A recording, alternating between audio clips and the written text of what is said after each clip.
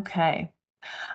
So I'm here today to share an example of how we are integrating food forests here in Reno, Nevada. I am Brooke O'Byrne. I'm the executive director of Soulful Seeds. Unlike I imagine many of you on this call, my background is not in forestry or agriculture. I have a background in social work and business administration, and I specialize in developing community programs.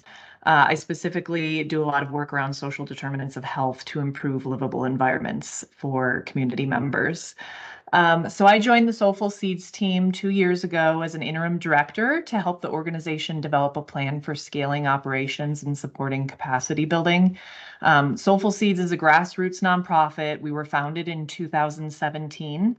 Um, our mission is to grow resiliency and connection through neighborhood gardens. And we were founded by a couple, Erston and Dee Witten. Erston's actually featured in this slide that you're looking at. Erston grew up as one of 14 children to parents who were sharecroppers.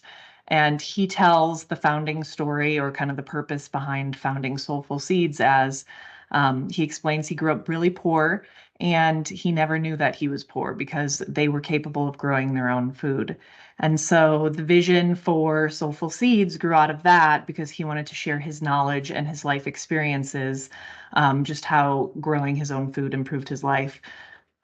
So here we are in Reno. Our first garden was established in 2017. If you aren't familiar with Reno, we're at a higher altitude for about 4,500 feet. We have young, rocky soil, very short growing season.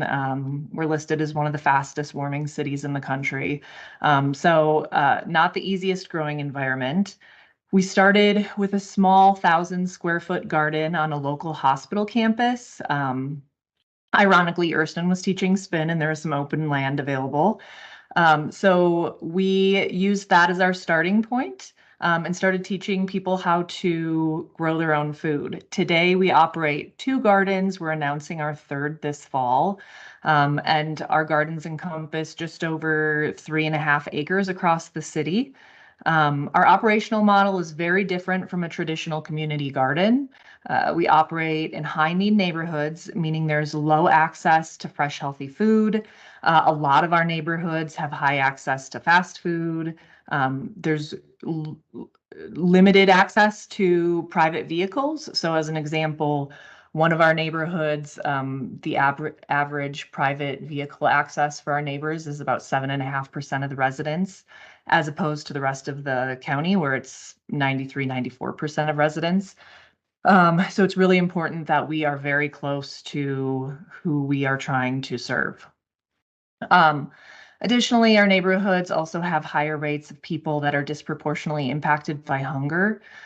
So for us, this includes higher numbers of seniors, seniors with disabilities, single parents, racial and ethnic minorities, and disabled veterans.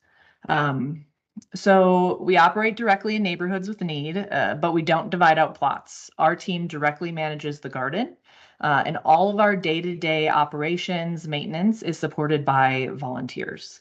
We operate on public or privately owned land through no-cost lease agreements, and we do a lot of work doing outreach and negotiating to get those in place. Our host sites provide water or help us to obtain greatly reduced water agreements, and we keep a small staff of 3. We have an executive director, a garden manager, and a program coordinator. Executive director is everything admin, garden manager is all our crop planning, and our program coordinator focuses on getting people in the garden and everything that is produced in our gardens and orchards back out to the community. Everything else we do is accomplished by engaging our immediate garden and orchard neighbors, as well as other volunteer groups from the community. Last year, we had 416 volunteers working in our gardens, and they gave us nearly 2,000 hours of time. So if you're doing the math, that is 2 weeks shy of a full-time employee. So in addition to simply engaging volunteers to help us manage the 3.5 acres that we're responsible for, we also host programs to meet community needs, and we do a great deal of outreach with our neighbors to ensure that those community needs are defined by them and not by us coming into their neighborhood. All of our programs and special projects advance 4 impact priority areas: creating healthy neighborhoods, increasing fresh food access, improving independence, and building meaningful social connections among our neighbors. So our programs are food access. So getting food back out into the community. We prioritize low barrier food access. So everything is free. We never charge for anything we grow. We distribute through free markets in our gardens and orchards or through pantry partners that operate within our neighborhoods. And then we offer education, so teaching people how to grow their own food, how to maintain an orchard if they have one, how to harvest and preserve. And then we also do some specialized education programs for neighborhoods depending on what those neighborhood needs are. So one of our gardens is in a neighborhood with a lot of low-income seniors. So we do some education and programming that focuses on reducing isolation. We have another garden that is on a transitional housing campus that houses 350 women and children each night. So and a lot of those families self-report that they're experiencing behavioral health challenges. So we coordinate garden therapy with local therapists and beekeeping for trauma survivors. Essentially just programs to help people get into the garden in a way that's meaningful for them. And then our third main program is workforce development, and those programs aim to support unemployed or underemployed neighbors. And then most importantly, why I'm here today is to talk about our urban orchard project that applies principles of agroforestry. And then I'll explain a little bit more of how we're using that project to combat food deserts in our dry, high altitude climate. So last year we applied for the USDA's Urban and Community Forestry Inflation Reduction Act grant. Our project stemmed from the fact that our existing orchards, which are housed within our gardens, provide a large volume of produce for us to distribute. So when this grant was released, we saw an opportunity to expand food access and green cover through orchards and incorporate some unique workforce development opportunities. Ultimately, we were funded, which is why I'm here. So it's a 5-year urban orchard project, and it will expand the number of urban orchards that we are operating in high-need neighborhoods and introduce new workforce development opportunities. The project's key activities include planting fruiting trees, shrubs, and vines. Our goal is to plant 100 trees, shrubs, and vines each year at our existing garden sites and through partnering sites.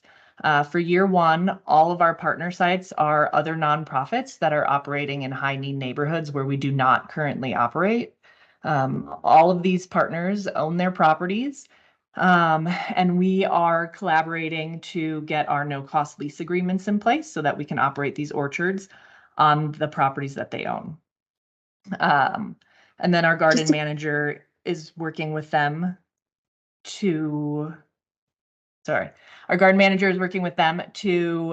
map out those orchard plots, and our program coordinator is specifically working with their teams to figure out how we can engage with those new neighborhoods. The second major activity of this project is what we're calling same-day work and pay opportunities. So we will host 30 work days per year, where garden and orchard neighbors can spend the day working in the orchard and leave with cash in hand.